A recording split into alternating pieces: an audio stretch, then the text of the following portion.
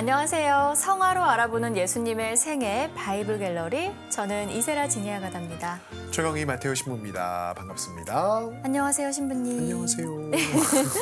이제 우리가 신부님 볼 날도 3주 정도밖에 남지 않았습니다. 아유, 그러게요. 지난 몇 달 동안 매주 보다가 이렇게 못 본다 그러니까 좀 허전할 것 같습니다. 좀. 표정은 좀 밝네요. 제가요? 네. 주의해 주세요. 표정 관리 신경 써주세요. 오늘 시작부터 좀. 뭐 전혀 사실은 아니지만 어쨌든 표정 관리하도록 하겠습니다. 네. 네. 지난 시간은 우리가 부활 후에 예수님께서 제자들에게 나타나셔서 고기잡이 기적을 보여주신 일화를 들여다봤는데요. 네. 마지막에 신부님께서 예수님께서 밤새 잡히지 않는 고기를 기다리느라 허기져 있던 제자들에게 직접 아침을 차려주신 장면에 대해서 강조를 하셨잖아요. 네, 그랬었죠. 네. 그래서 제가 해당되는 성경 부분을 좀 더 읽어봤는데 네. 이 아침 식사 장면 이후에도 또 중요한 장면이 하나 나오더라고요. 어떤 장면이 중요했어요? 네. 예수님께서 식사를 다 하시고 난 뒤에 베드로 성인을 불러서 나를 사랑하느냐 라고 3번을 물으시잖아요. 네네, 그렇죠. 그러니까 베드로 성인이 그때마다 네 주님, 저는 당신을 사랑합니다 라고 대답을 하고요. 그런데 마지막으로 주님이 또다시 너는 나를 사랑하느냐 라고 물으니까 베드로 성인은 예수님께서 그 질문을 3번이나 반복하셨다는데 슬픔을 느끼면서 대답을 하죠. 주님께서는 모든 것을 아십니다. 제가 주님을 사랑하는 줄을 주님께서는 알고 계십니다.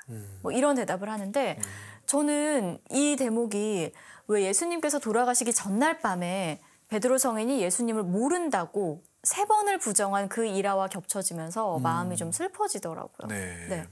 그때도 베드로가 사람들이 당신도 저 사람과 한패가 아니냐, 저 사람의 제자가 아니냐라고 따져 물으니까 나는 저 사람을 모른다고 3번을 부정을 하잖아요. 그렇죠. 네. 그때도 베드로 성인이 그렇게 스스로 스승을 부정한 자신의 모습이 처참해서 밖으로 나가서 슬피 울고요. 근데 여기서도 이 성인이 예수님의 3번의 질문에 또 슬픔을 느낍니다. 네. 여기 등장하는 이 3번의 반복적 문답은 순환전에 있었던 베드로의 3번의 부정을 분명히 떠올리게 하는 것 같아요. 그런데 그렇게 슬퍼하지만은 또 않아도 될 것 같습니다. 예수님 순환 때 베드로의 3번의 대답은 예수님을 부정하고 외면하는 대답이었지만 여기에서의 3번의 대답은 사랑의 고백이잖아요. 네. 그 성경에서 보면 사랑에 대한 단어들이 여러 가지가 있는데 특별히 여기서 쓰인 단어는 아가파오와 필레오라는 사랑의 두 동사가 쓰여지고 있어요. 그리고 성경 전체적으로 보면 이 두 동사는 큰 구별 없이 사랑하다라는 동사로 그냥 자주 번역이 됩니다. 근데 이 두 단어를 조금만 세밀하게 비교를 해보면 아가파오라는 동사가 사랑 중에서도 하느님을 향한 사랑 혹은 온전한 완전한 사랑에 좀 더 가까이 다가서 있고요. 필레오는 좋아한다라는 감정의 근거에서 명예나 사물에 대한 좋아함 혹은 입맞춤 이런 단어에서도 사용이 됩니다. 네. 근데 재밌는 건 뭐냐면요. 예수님과 베드로의 대화에서 예수님이 3번 물으시잖아요. 이 3번 물으실 때 예수님이 아가파오, 필레오로 물어보셔요. 네. 그리고 베드로는 필레오로 대답을 합니다. 뭔가 차이가 있다라는 거죠. 네. 이전에 베드로라면 분명히 아가파오라고 물어봤을 때 사실은 완전히 날 사랑할 수 있느냐, 목숨 바쳐서 사랑할 수 있느냐라고 물어봤으면 아가파오라고 확신을 갖고 대답했을 텐데 그렇죠. 이제는 그렇지 않고 필레오의 사랑으로 답변을 하고 있다라는 거죠. 그리고 마지막 질문에 결국은 예수님께서 베드로의 눈높이에 맞춰서 필레오라고 물으시고 그리고 이전과는 다른 이전보다는 겸손해진 베드로도 아가파오라고 대답하지 않고 그 눈높이 사랑의 아름다움 안에서 오히려 슬퍼진 마음을 느끼면서 그게 감사한 마음과 사랑의 마음 속에서 필레오라고 답변을 하고 있다고 볼 수 있을 것 같아요. 네. 저는 그래서 이 부분이 참으로 아름답고도 마음을 울리는 장면이라고 생각을 합니다. 번역본이 아니라 네. 원문을 보면 또 그런 차이가 네. 있나 보네요. 네. 요한복음 마지막 장을 다시 읽는데 저는 이 부분이 좀 마음에 남더라고요. 베드로는 예수님을 3번 부정했던 날처럼 이날도 역시 슬픔을 느끼지만 그러나 이제 그의 대답은 신부님이 말씀하셨듯이 부정의 대답이 아니라 사랑의 대답이고 믿음의 고백이라는 점에서 큰 차이가 있는 거라는 생각이 듭니다. 예수님의 부활이 결국은 제자들을 변화시킨 가장 강력한 계기가 되고 있다는 걸 알 수 있는 대목이기도 하죠. 바이블 갤러리 오늘 주제는 엠마오로 가는 제자들입니다. 엠마오로 가는 제자들 이 일화는 루카복음서에 등장을 하는데요. 여인들이 예수님께서 부활하셨다는 소식을 제자들에게 전한 바로 그날, 그러니까 이 소식을 들었던 거죠 이미. 네. 제자들 가운데 두 사람이 예루살렘에서 엠마오로 길을 떠납니다. 이때 제자들이 이런저런 얘기를 나누면서 길을 걸어가는데 예수님께서 다가오셔서 그들과 함께 걸어가셔요. 동행을 하셔요. 그러면서 무슨 얘기를 그렇게 하냐고 물으시니까 제자들이 그분이 예수님인 줄은 꿈에도 모르고 아니 어떻게 예루살렘을 떠들썩하게 한 그 일도 모르냐면서 예수님에 관한 이야기를 하나하나 쭉 설명을 하게 되지요. 나자렛 사람 예수라는 사람이 있었는데 그분은 힘이 있는 예언자였고 사형 선고를 받아서 돌아가셨다. 우리는 그분이야말로 참으로 이스라엘을 해방하실 분이라고 기대를 했었는데 돌아가신 지가 벌써 사흘째나 되었다라고 이야기를 하죠. 네, 그 말에서는 예수님의 죽음 앞에서 제자들이 느꼈던 허망함이 좀 느껴지기도 하네요. 그렇죠. 예수님이야말로 이스라엘을 해방시키실 것이라고 분명하게 믿고 있었는데 너무나 처참하게 너무나 맥없이 돌아가셨다라는 뜻이 있는 거니까요. 그러면서 이 제자들이 이어서 하는 말이 몇몇 여인들이 오늘 새벽 무덤으로 갔다가 그분의 시신이 사라진 것을 목격했고 천사들이 나타나서 그분의 부활을 알려왔다라고 이야기를 해요. 이 말을 다 들으신 뒤에 예수님께서 제자들에게 예언자들이 말한 모든 것을 믿는데 마음이 어찌 이리 굼뜨냐라고서 꾸짖으시죠. 예수님은 여전히 제자들을 자신의 부활 앞에서 긴가민가 하고 있는 것에 한탄을 하시는 것이라고도 생각해 볼 수 있는데요. 놀랍게도 이렇게까지 말할 때까지 그들은 예수님을 알아보지 못합니다. 네. 근데 그 정도 되면 정말 뭐가 씌인 거 아닌가요, 신부님? 그 정도 그렇겠죠. 이제 언질 좀 느낌을 줬으면 알아차릴 법도 한데. 난데. 네. 근데 또 한편으로 생각해 보면 그만큼 그들에게 얼마나 예수님께서 선용하신 것이 큰 절망감이었고 아무런 희망을 찾을 수 없는 어두운 상태였는가를 극단적으로 드러내주고 있다라고도 생각이 되어요. 결국 그렇게 두 제자와 예수님은 엠마오에 다다르게 되죠. 예수님께서 더 멀리 가시려고 하자 그들이 자신들과 함께 머무자고 청하게 되고요. 저는 이때 제자들이 했던 말이 참 마음에 와닿는데요. 저희와 함께 묵으십시오. 저녁 때가 되어가고 날도 이미 저물었습니다. 네. 이 두 문장의 짧은 대사지만 저에게는 여러모로 위안을 주는 말씀인 것 같아요. 제자들은 분명히 그분이 예수님인 것을 아직 몰랐지만 어쨌든 그분을 붙들었잖아요. 저희와 함께 묵으십시오라고 초대했잖아요. 대체 왜 그랬을까요? 뭐 예수님일 거라는 생각은 사실 뭐 추워도 그런 생각은 못했지만 뭔가 범상치 않은 인물이라는 걸 느끼지 않았을까요? 큰 스승이다. 그렇죠.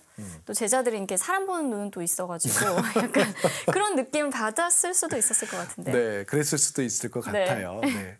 그런데 뒤에 이어지는 이제 저녁 때가 됐고 날도 이미 저물었다라는 말은 이들이 우연히 만나서 함께 길을 걸은 이웃에게 친절을 베풀고 있다라는 부분으로도 생각해 볼 수 있을 것 같아요.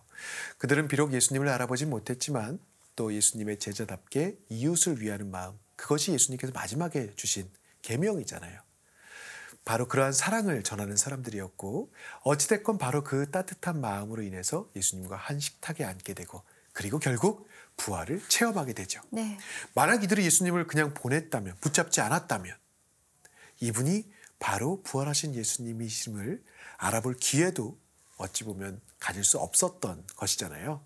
그래서 저는 이 대목을 읽을 때마다 이 두 제자들이 예수님 부활이라는 기쁨의 체험을 할 수 있었던 가장 큰 이유는 물론 예수님께서 먼저 드러내 주시고 이것이겠지만 이들이 특별히 지혜롭거나 능력이 있어서가 아니라 다른 사람을 위하는 마음, 그러한 사랑을 실천할 수 있었던 마음 때문이다라는 부분에 머물러 보게 됩니다. 네, 신부님께서 그렇게 말씀을 해주시니까 이 두 제자들이 좀 더 사랑스럽게 느껴지는데요. 이제 성화를 보면서 이야기를 더 나눠볼게요. 소개해드릴 첫 번째 성화는 이겁니다. 카라바조가 그린 엠마오에서의 저녁 식사. 오랜만에 카라바조의 성화를 이제 소개를 하는 것 같네요. 네, 신부님의 최애 작가인데 그렇죠. 그동안 네네. 좀 뜸했었죠. 저 때문에 카라바조 이 작가가 네. 많이 외면받았던 것은 아닌가 이런 생각도 좀 역차별로, 네. 역차별받았던 건 아닌가 네. 이런 생각도 드네요. 지금 이 카라바조는 성화에서 예수님이 엠마오에 도착을 해서 제자들과 함께 식탁에 둘러앉아 음식을 나누는 장면을 그리고 있습니다. 두 제자와 예수님, 그리고 예수님 옆에 서 있는 사람은 여관 주인으로 보이는데요. 이 인물도 그려져 있고요.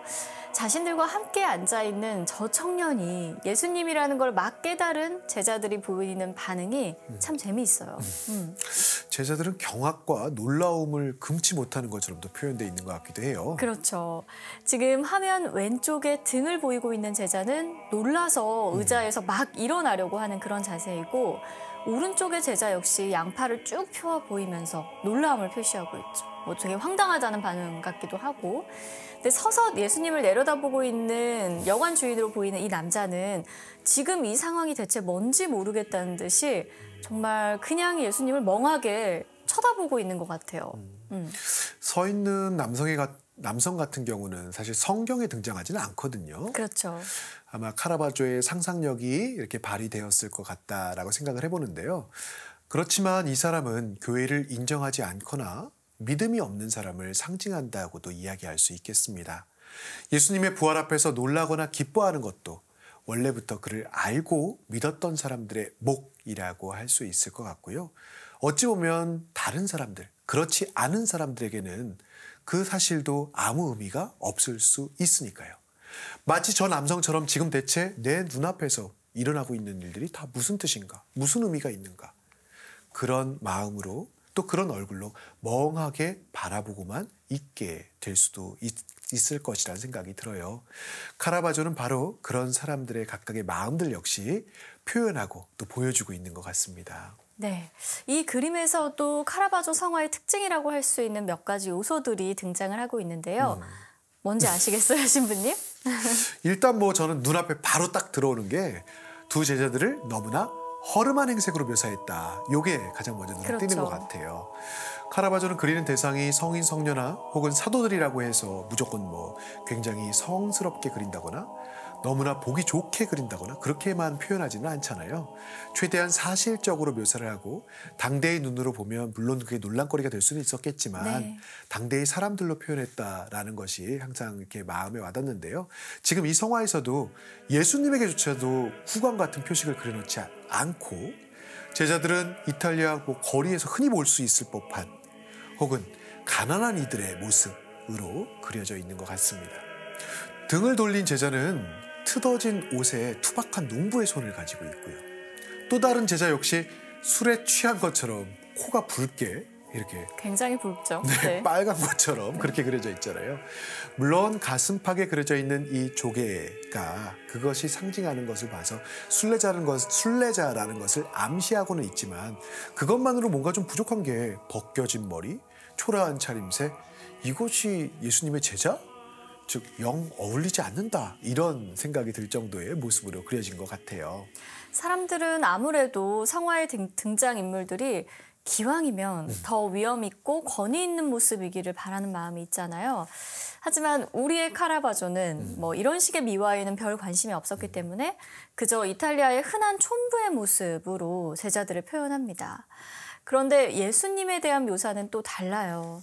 지금 이 성화에서 예수님은 젊은 청년의 모습으로 그려져 있고 무엇보다 자기가 주인이 아니고 이 집에 지금 초대받은 손님의 입장으로 식탁에 앉은 것인데 예수님은 마치 자기가 주인인 것처럼 아주 당당하고 기품 있게 식탁 중앙에 앉아서 존재감을 드러내고 있습니다.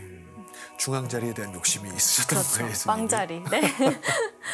그 많은 성화들이 예수님을 후광을 통해서 이분이 예수님이시다라는 것을 알려주고 보여주지만 카라바조는 그런 표식은 전혀 의미가 없다. 그것이 중요한 것이 아니다. 이렇게 말하고 있는 것 같아요.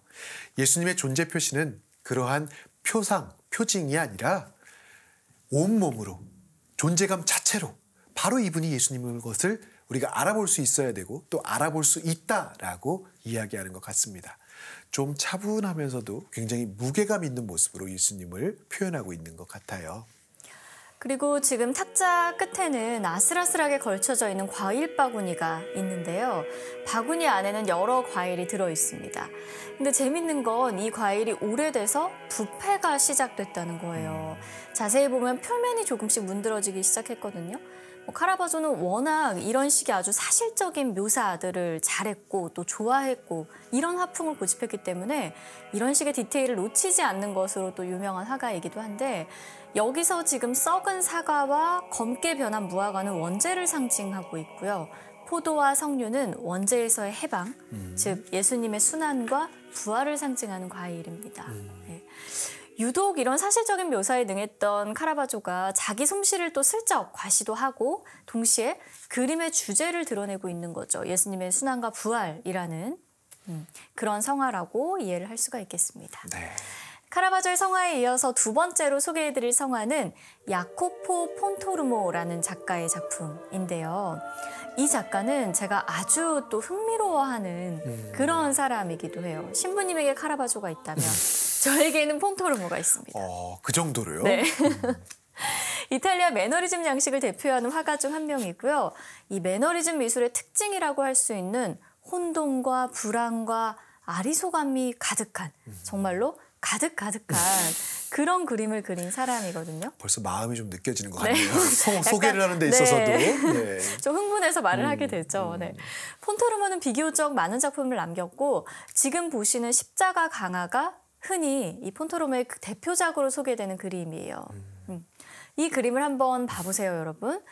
완전히 그냥 사실 혼돈 그 자체라고 할 수 있습니다. 하늘색이 난무하고 있고요. 색의 조화나 균형이나 이런 것들에는 전혀 관심이 없어 보여요. 균형과 조화를 중요하게 생각했던 르네상스의 기본 화법을 완전히 깨고 있는 그런 또 작품이라고 이해를 할 수가 있는데요. 무엇보다 인물들의 표정은 또 어떤가요, 신부님? 그냥 뭐 뻥 뚫려 있는 눈? 동태. 뭐 거기까지 얘기할 수는 없고요. 아마 이런 거를 말하지 않을까 싶은데요. 네. 예수님을 부축하고 있는 이들은 너무나 절망스럽고 모든 희망이 사라진 듯한 그런 눈빛을 하고 있고 다른 인물들의 눈빛도 굉장히 불안한 그런 느낌이에요. 그렇습니다. 아주 혼란스러운 상태에 있는 누군가의 머릿속을 그림으로 나타낸다면 이런 모습으로 표현할 수 있지 않을까 그런 생각이 좀 드는데요. 네, 실제로 저는 폰토르모의 그림을 볼 때마다 뭐 꼭 이 그림이 아니어도 마찬가지인데요. 그림의 모든 요소가 하나로 아주 똘똘 뭉쳐서 극도의 불안정함과 혼란을 시각적으로 회화화하고 있다는 그런 생각을 자주 해요. 폰토르모의 또 다른 작품인데요. 비너스와 큐피드를 그린 작품을 한번 봐볼게요. 네. 우리가 일반적으로 봤던 비너스하고 좀 다른 것 같네요. 많이 다르죠. 네. 비너스의 몸은 뭔가 좀 울퉁불퉁하고 비례적으로도 맞지 않는다는 느낌을 주는 것 같아요. 역시 균형과는 거리가 굉장히 먼 작품이죠. 굉장히 먼 것 같습니다. 사랑을 놓고 실갱이를 하는 게 큐피드와 비너스인데 이 그림에서는 비너스에게 입을 맞추는 큐피드의 표정이 더없이 차갑고 또 뭐 냉혹하게까지도 이렇게 표현할 수 있을 정도로 눈동자도 어디를 보는지 잘 모르겠고 그 화면 왼편에 보이는 건 이제 가면인가요? 네, 가면이 등장을 하는데 더 알쏭달쏭한 건 이 가면 안에 쓰러져 있는 작은 사람이에요. 보이세요? 저기 사람이었군요. 네. 사랑과 가면, 지쳐 쓰러진 사람 뭔가 좀 통하는 듯 하면서도 잘 조화롭게 연결되지는 않는 완벽하게 잘 이해가 안 되는 것 같은데요. 게다가 사람이 너무 작게 그려져 있어갖고 저는 처음에 보지도 못했어요, 사람은. 네. 어떤 면에서 폰토르모의 미술은 굉장히 상징적이고 압축적이고 또 초현실적인 느낌을 주기도 하는데요. 바로 이런 점에서 현대미술과도 통하는 지점이 많이 있는 그런 재미있는 작가입니다. 폰토르모가 그린 엠마오에서의 저녁 식사 장면도 역시 그런 요소들이 많이 있어요. 이 그림인데요, 신부님. 어떠세요? 네, 화면 위에 그 눈 하나가 가장 먼저 그냥 눈에 들어오네요. 네, 굉장히 재밌죠. 이게 지금 성부를 저렇게 표현해 놓은 건데요. 전체적으로 여기 등장하는 인물들은 머리가 너무 작아요. 네, 우리가 왜 소두라고 하잖아요. 네. 요즘에 방송에 딱 제일 적합한 그런 인물들이네요. 그렇죠. 이게 근데 얼마나 좀 이상한 비율인가 하면 화면 왼쪽에 흰 옷을 입고 등을 보이고 앉아있는 제자를 한번 봐보세요. 네. 발이 머리보다 더 크거든요. 아, 발이. 네. 그러네요. 머리는 정말 손톱만하게 그려놨고 뭐 색채나 인체의 비율을 가지고 회화적인 실험을 계속했던 매너리스트들의 방식을 또 엿볼 수 있는 그런 그림이기도 합니다. 그러니까 이 그림 안에서는 어떻게 보면 이상한 것들이 마치 정상같이 느껴지고 안 이상한 게 더 이상한 아주 그런 묘한 세계를 화폭에 담아놓고 있어요. 네. 그 저는 한 인물에 또 눈빛이 자꾸 이렇게 가게 되는데요. 예수님 옆에 있는 사람은 제자를 그렸을 것 같지는 않고 복장으로 보면 수사님일 것 같은데요. 네, 맞습니다. 화면 왼쪽에 서 있는 사람은 레오나르도 부오나 페데로. 이 그림을 주문한 수도원장이었다고 해요. 이 그림의 또 다른 특징 중 하나가 몇몇 인물이 제대로 모습을 다 드러내고 있는 게 아니라 다른 인물의 어깨 너머로 얼굴만 살짝 보이는 식으로 그려져 있잖아요. 네네네. 지금 이들은 뭐 찡그리고 근심이 어린 좀 불안한 얼굴로 정면을 응시하고 있어요. 정체도 정확히 알 수가 없지만 이 표정의 의미도 정확히 알 수가 없는 거죠. 식탁 아래에는 개와 고양이들이 또 그려져 있는데요. 역시 이 동물들도 그런 식으로 정면을 바라보고 있고요. 알쏭달쏭한 눈빛을 하고 정면을 바라보고 있고 이런 존재들은 어떻게 보면 그림 안에서 살고 있는 존재들이 아니라 그림 바깥으로 시선을 돌려서 관객과 눈을 마주치는 사람들, 동물들인 건데 이 존재들의 시선이 묘하게 좀 불안감이나 긴장감을 조성하는 결과를 낳고 있습니다. 부활하신 예수님을 만난 것 자체가 놀라움이고 사실은 기적 같은 일인데 폰토로모의 그림 안에서는 누구도 놀라지 않고 동시에 누구도 기뻐하고 있지를 않네요. 그렇다고 카라바조의 그림에서 등장했던 뭐 주인처럼 믿음이 없는 사람들이 보이는 반응 그렇게 보이지도 않고요. 그냥 제 느낌에는 이 인물들은 전체적으로 의욕이 없다, 기력이 없다 뭐 이렇게 보여요. 네. 부활하신 예수님에게서 온전히 시선을 집중하는 것이 아니라 자기 자신의 감정에 더 빠져 있다 이런 느낌도 좀 주고요. 네, 그게 또 바로 폰토로모 성화의 특징이기도 한데요. 인물들이 내면에 지니고 있는 불안과 같은 감정이 너무나 적나라하게 배어 나오고요. 불안이나 공허나 뭐 이런 감정들이 바로 그런 요소로 인해서 이 인물들은 서로 좀 유기적으로 관계를 맺고 있는 존재들이라기보다는 단절되어 있는 존재들로 비춰져요. 화면 안에 빽빽하게 많은 요소들이 등장하고 있는데 식탁 바닥에 있는 흰 메모지에 적힌 건 아마도 작품을 제작한 연도일 것 같아요. 네. 1525년 이렇게 눈에 들어오네요. 그렇습니다. 디테일이 좀 살아있는 그런 부분이죠. 네네, 그렇게 보입니다. 폰토로모의 그림은 참 재미있는 게 많이 있거든요. 나중에 바이블 갤러리 시청자분들도 한번 쭉 찾아보셔도 좋을 것 같습니다. 네, 바이블 갤러리 어느새 마칠 시간인데요. 신부님 오늘은 어떤 주제로 묵상을 해볼까요? 예, 오늘 그 루카복음을 보면 엠마오에서 예수님과 제자들이 함께 저녁을 먹고 그들은 그제서야 눈이 열려 예수님을 알아보게 됩니다. 네. 그런데 그들이 예수님을 알아보자마자 그분께서는 그들에게서 사라지셨다라고 성경은 기록하고 있거든요. 네, 그거 좀 슬퍼요. 네. 예, 이거 좀 마음이 아플 수도 있는 그런 대목이기도 한데요. 뭐 그렇게 보자면 예수님과 회포를 나누거나 네. 뭐 못 알아뵈서 죄송하다라고 뭐 이런 사과를 하거나 하다못해서 예수님 너무나 보고 싶었어요 라고 한마디 말을 할 새도 없이 제자들은 곧장 또 예수님과 이별을 하게 되는 거죠. 네. 하지만 한편으로는 이 부분이 또 성체성사의 또 다른 예형이기도 하고 네. 그래서 이제 예수님과 제자들이 온전히 일치를 나누는 순간 이렇게 표현을 하기도 해요. 근데 그럼에도 불구하고 우리가 묵상의 부분으로 보자면 제자들이 조금만 더 예수님을 일찍 알아봤더라면 네. 엠마오로 걸어오는 그 시간 동안 그들은 어쩌면 예수님과 더 뜻깊은 시간, 예수님과의 그 시간의 기억이 앞으로의 삶에 정말 가장 행복했을 시간이 될 수도 있었겠다라는 생각이 듭니다. 예수님을 늦게 알아봤기 때문에 그들의 느끼는 또 누리는 기쁨의 시간도 역시 짧을 수밖에 없었다 이렇게도 생각해 볼 수 있을 텐데요. 지금 우리는 어떨까를 한번 생각해 봤으면 좋겠어요. 눈을 뜨고도 눈을 감은 것이나 다름없었던 그 제자들의 모습 가까이 와 계신 예수님을 보지 못하고 느끼지 못했던 그 모습이 바로 우리의 모습은 아닐지, 또 우리의 일상은 아닐지 한번 생각해 봤으면 좋겠습니다. 어쩌면 우리가 곁에 있는 그분을 빨리 알아차릴수록, 또 빨리 알아볼수록 더 기쁜 시간, 더 행복한 시간이 우리 안에 풍성히 내면을 채울 수 있을 테니까요. 네, 저도 함께 생각해 보도록 하겠습니다. 바이블 갤러리 오늘 순서는 여기까지입니다. 저희는 다음 시간에 다시 인사드릴게요. 고맙습니다. 고맙습니다.